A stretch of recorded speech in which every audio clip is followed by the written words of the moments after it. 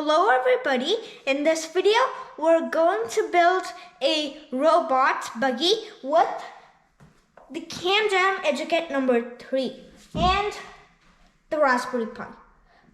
So the CamJam Edukit 3 contains all the parts you need to build a robot. The Raspberry Pi is not included, so you're going to have to buy the Raspberry Pi separately. So let's see what's inside here. And then now inside here is a wheel.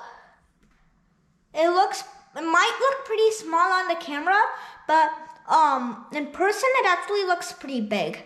And the tires are actual rubber. We have another wheel which is the same.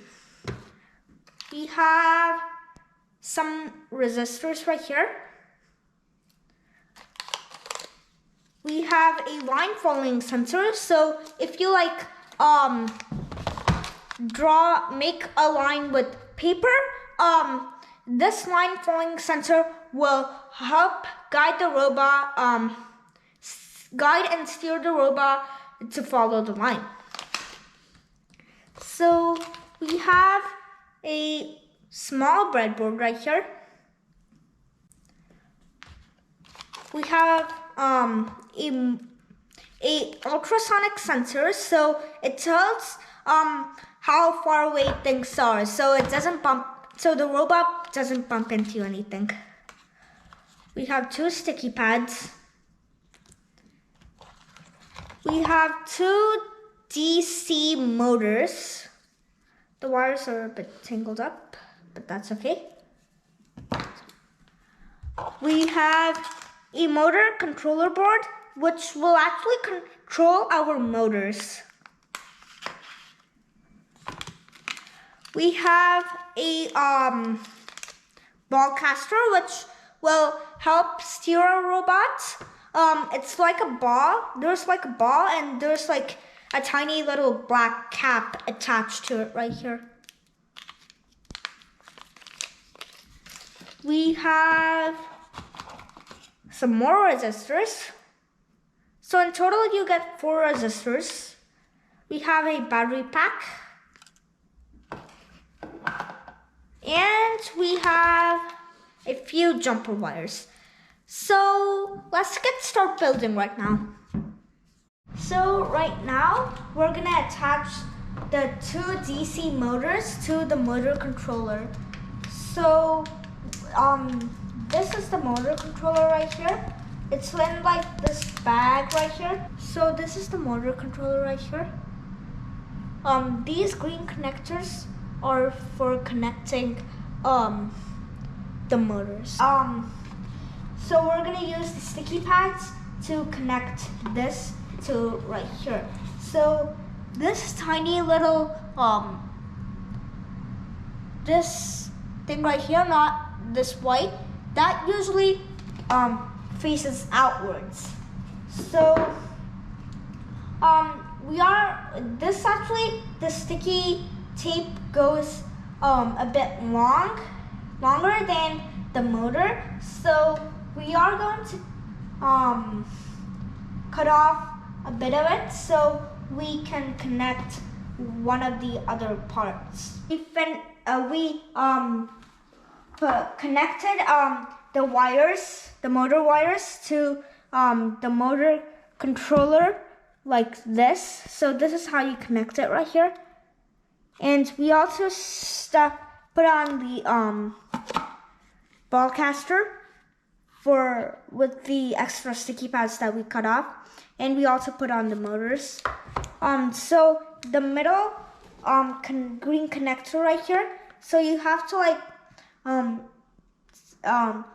loosen the screws and then put the wires in, and then tighten the screws back in. So this is how you connect it. So the middle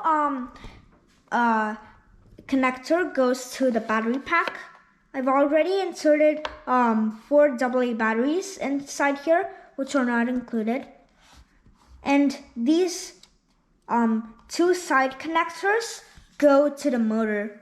So this this connector right here goes to the right motor right here, and this connector right here goes to the left motor.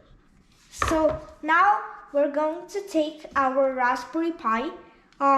So in this video I'm using a Raspberry Pi 4, but any other Raspberry Pi will work, even the original.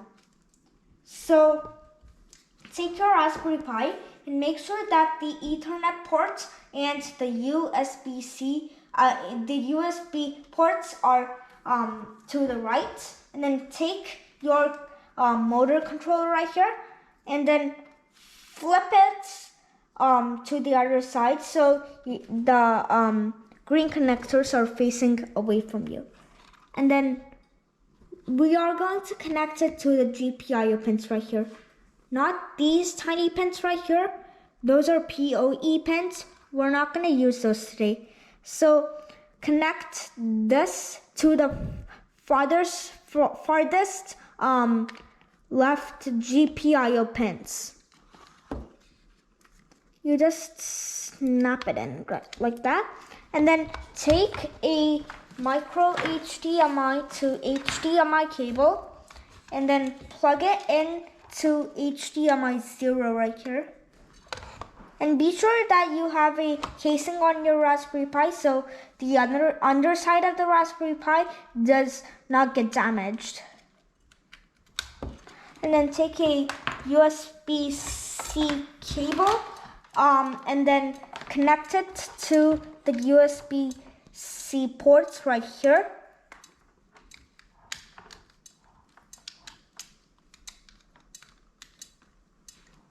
So now turn it on and let's write the code in the monitor. So I even attached a flashlight as a headlight, but you don't have to do that if you don't want to. So first, power on your Raspberry Pi and then click the Raspberry icon right there. Click programming. Hold on. Click Tani. And then you could write the code right here. So I've already written the code right here. It says that the robot equals is the CamJamKitRobot. This is the CamJamKitRobot, of course. So we wrote robot.forward.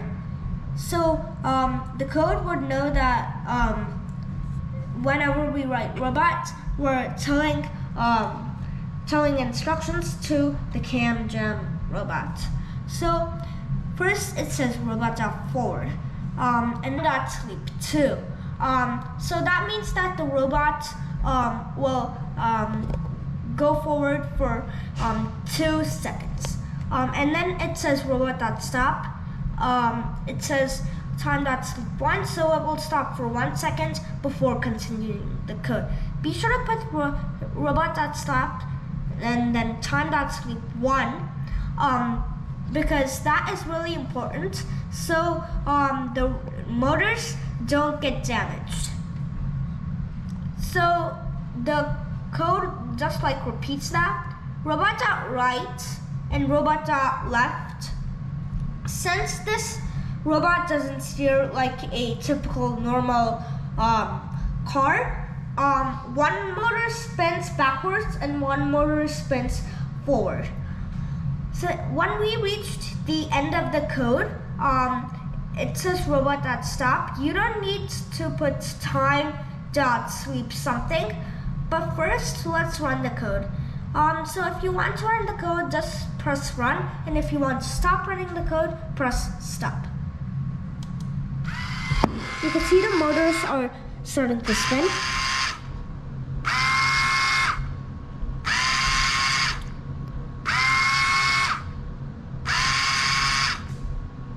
And then that's the end of the code. So in this part of the video, I'm going to cover a very important topic. So of course we know that we can hook a micro HDMI to HDMI cable and hook it up to our monitor, and then press and then go to Tani and write our code and then press run.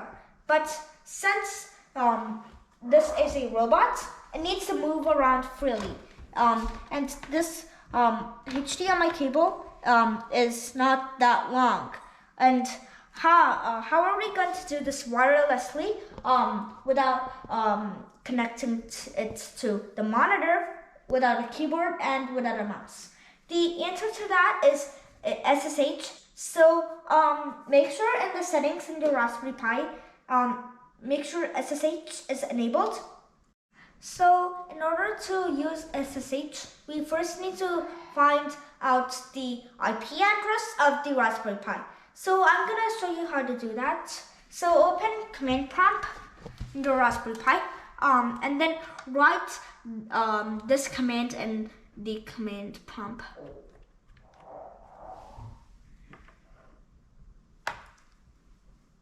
And so so now we need to press enter, and then this is the IP address. So now I'm going to remotely log into my Raspberry Pi with my laptop. So type SSH and then type your username on the Raspberry Pi.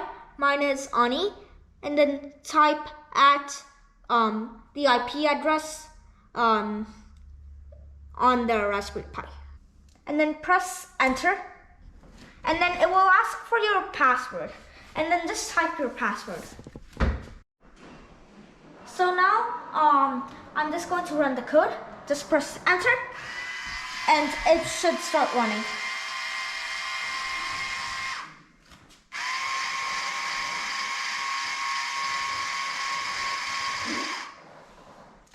And then the code should stop at the end. So this is actually not working by wireless LAN or radio. It's working by the Wi-Fi. So be sure that your laptop and your Raspberry Pi is connected to Wi-Fi.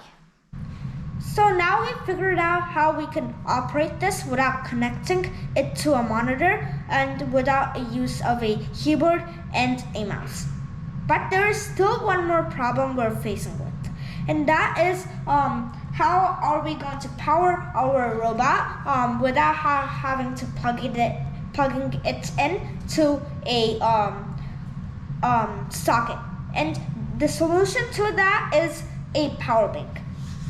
So be sure that your power bank is lightweight, and make sure that it can support 5 volts, or you could find one of those power banks that are used to charge phones. I'll leave a link to this power bank and the link in the description. So just be sure to connect your cable to the Raspberry Pi, and be sure to connect it to the USB-C port right here.